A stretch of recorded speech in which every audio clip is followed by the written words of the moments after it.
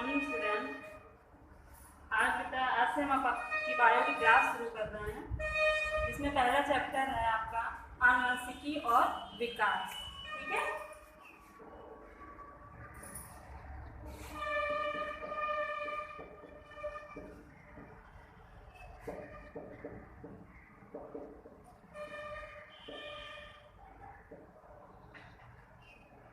आनुवंशिकी और विकास। आनुवंशिकी, सबसे पहले इस शब्द को समझिए कि आनुवंशिकी है क्या और फिर उसका विकास कैसे होता है। ठीक है, अनु मीन्स पुनरावृत्ति, दोबारा। वंशिकी, वंशिकी मीन्स वंश की पुनरावृत्ति होना, यानी कि आनुवंशिकी का अर्थ या शब्द का अर्थ जो है आनुवंशिक लक्षण से जुड़ा हुआ है। आनुवंशिक लक्षण क्या होते हैं? वे लक्षण जो एक पीढ़ी से दूसरी पीढ़ी में लगातार ट्रांसफर होते रहते हैं या स्थानांतरण होते रहते हैं। ठीक है, वो लक्षण जो एक पीढ़ी से दूसरी पीढ़ी में स्थानांतरित होते रहते हैं, ऐसे लक्षणों को हम आनुवंशिक लक्षण कहते हैं। ठीक है, और इसका अध्ययन जिसमें किया जाता है, इनकी विभिन्नताओं का, इनकी समानताओं का अध्ययन जिस विज्ञान में किया जाता है, उसको हम कहते हैं आनुवंशिकी। ठीक है, तो आनुवंशिकी का अर्थ समझ में आया। आनुवंशिकी शब्द की खोज सर्वप्रथम ग्रेगर जॉन मेंडल ने की थी। किसने की थी? Gregor John Mendel. इन्हें आनुवंशिकी का जनक भी कहा जाता है। ठीक, तो ये है आनुवंशिकी। क्या है?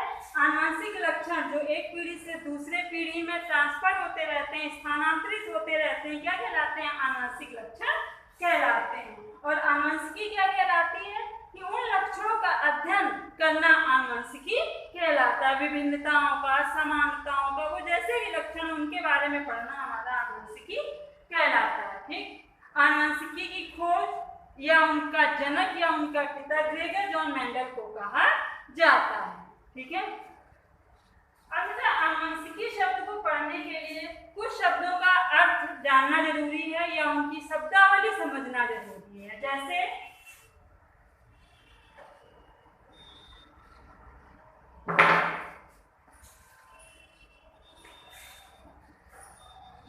जीन।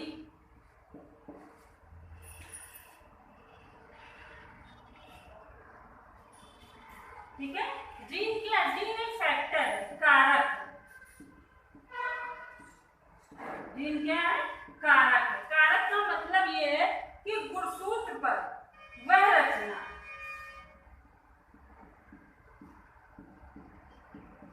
गुणसूत्र पर स्थित वह रचना जो लक्षणों को एक पीढ़ी से दूसरी पीढ़ी में ले जाती है, वो क्या कहलाती है? कारक कहलाती है, यानी कि जीन कहलाता है। समझ आया?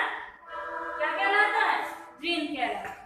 दूसरी हेडिंग है, दूसरी डेफिनेशन है युग्म विकल्पी। युग्म विकल्पी। युग्म मीन्स क्या होता है? जोड़ा। विकल्पी मीन्स अपोजिट। ठीक है, यानी कि अपोजिट लक्षणों का जोड़ा जो है वो युग्म विकल्पी कहलाता है। अपोजिट, जैसे एक लंबा तो एक बौना, अपोजिट हुआ। एक गोरा तो एक काला। ठीक है, एक मोटा तो एक पतला, मतलब जस्ट अपोजिट लक्षणों वाला जो जोड़ा है वो हमारा क्या कहलाएगा?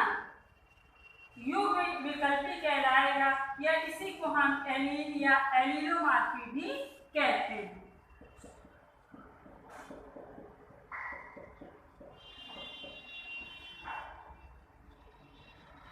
एलील या एलीलोमॉर्फी भी कहते हैं। ठीक है, इसके बाद तीसरी डेफिनेशन है या तीसरी शब्दावली है आपकी समयुग्म की।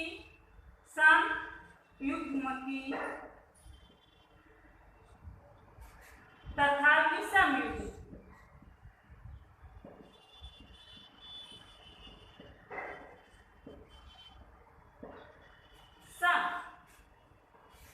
सम मीन्स समान, ऐसा जोड़ा जैसे विपरीत लक्षण वाला जोड़ा एलीलोमॉर्फी कहलाता है, वैसे ही जीन का ऐसा जोड़ा, ऐसा युग्मक जो समान, वो हमारा कहलाएगा सम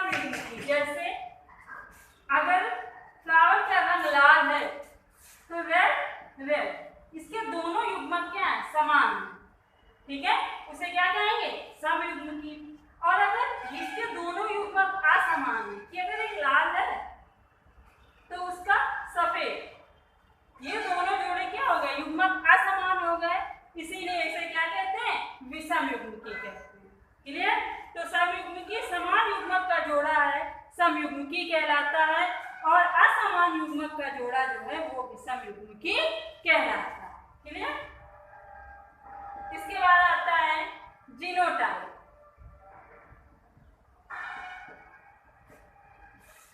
जीन प्रणाली।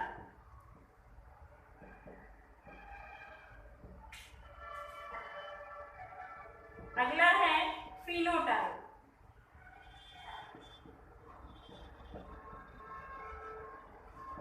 दृश्य प्रणाली।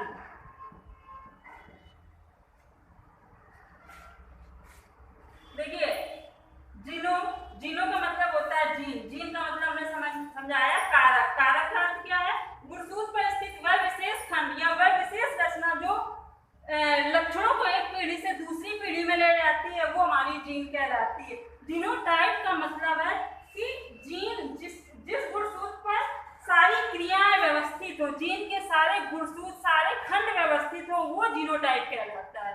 और फिनोटाइप का अगर साधारण भाषा में अर्थ समझते हैं तो फिनोटाइप का अर्थ होता है बाह्य रूप रेखा देखकर, मतलब किसी को बाह्य रूप से देख करके किसी की तुलना करना। जैसे अगर बच्चे हैं और हमने देखा उनके पेरेंट्स को देखा तो कह दिया कि अपनी माँ को डिपेंड कर रहा है या पढ़ रहा है या अपने फादर को, ठीक है। तो क्या किया हमने? उसके बाहरी रूप रचना देख करके कैलकुलेशन किया।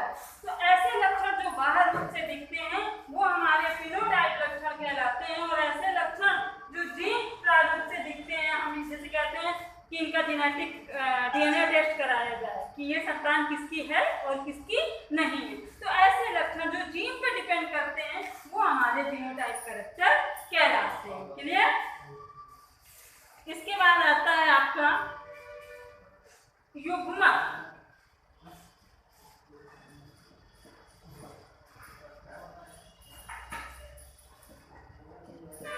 गैमीट्स। युग्मक क्या होते हैं? देखिए एक मैच्योर सेल है, एक परिपक्व कोशिका है, ठीक है। एक मैच्योर सेल है लेकिन वो सेल कैसी है? जनन कोशिका है,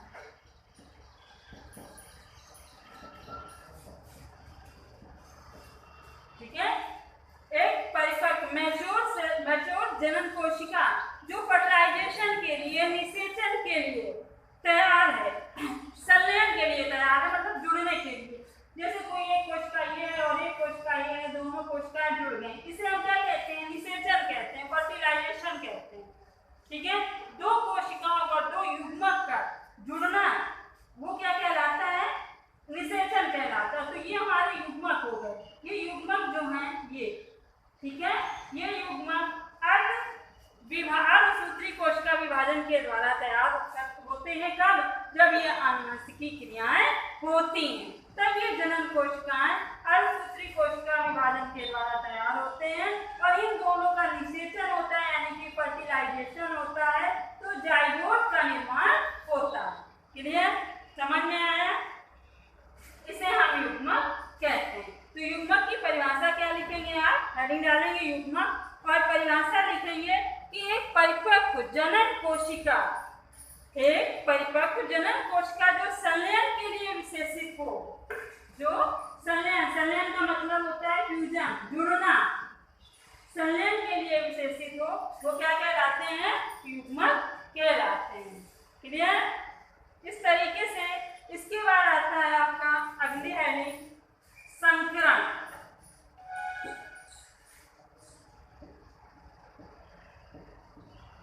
संकरण जिसे इंग्लिश में कहते हैं क्रॉस। फर्स्ट ईयर में सब बातें कई बार पढ़ी है, क्रॉस क्या होता है, संकरण क्या होता है, लेकिन फिर भी पढ़िए। देखिए किन्हीं दो जीवों के मध्य में, समझना, किन्हीं दो जीवों के मध्य में जो क्रियाएं होती हैं या मतलब दो जीवों के मध्य में वह क्रिया जिसमें युग्मकों का संलयन होता है, गैमेट्स का संलयन होता है। दो जीवों के मध्य होने वाली क्रिया जिसमें युग्मकों का संलयन होता है क्रॉस या संकरण कहलाता है। क्या कहलाता है? क्रॉस या संकरण कहलाता है। क्लियर? समझ में आया? संकरण मतलब होता है एक प्रकार से। पहले आप परिभाषा लिखोगे संकरण की, कि संकरण की परिभाषा क्या होती है? संकरण किन्हीं दो जीवों के मध्य में वह क्रिया जिसमें युग्मकों का संलयन होता है संकरण कहलाता है। यह डेफिनेशन लिखने के बाद संकरण होता कई प्रकार से बेटा, एक संकरण क्रॉस, एक संकर संकरण, द्विसंकर संकरण और व्यतिक्रम संकरण। ठीक है, एक संकर संकरण में क्या होता है कि जीव के केवल एक लक्षण के बीच में क्रॉस होता है या संकरण होता है। द्विसंकर क्रॉस में क्या होता है, जीवों के दो लक्षणों के बीच में क्रॉस होता है। जैसे अगर हमने लिया फ्लावर है, एक रेड है एक व्हाइट है, तो इनके बीच में कैसा फ्लावर बनेगा, तो हमने केवल एक रंग को लिया, एक कलर को लिया, तो एक ही लक्षण के बीच में क्रॉस कराया, उसे हम क्या कहते हैं, एक संकरण क्रॉस कहते हैं। ठीक है, द्विसंकरण क्रॉस क्या होता है, द्विसंकरण, ठीक है, द्वि में दो, जब दो लक्षणों के मध्य में, जीवों के दो लक्षणों के मध्य में क्रॉस कराया जाता है तो उसे हम द्विसंकरण क्रॉस कहते हैं।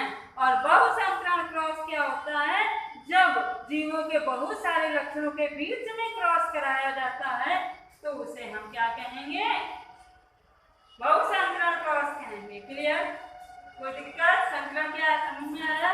तो ये डेफिनेशन आप यहाँ तक डेफिनेशन लिखेंगे। ठीक है,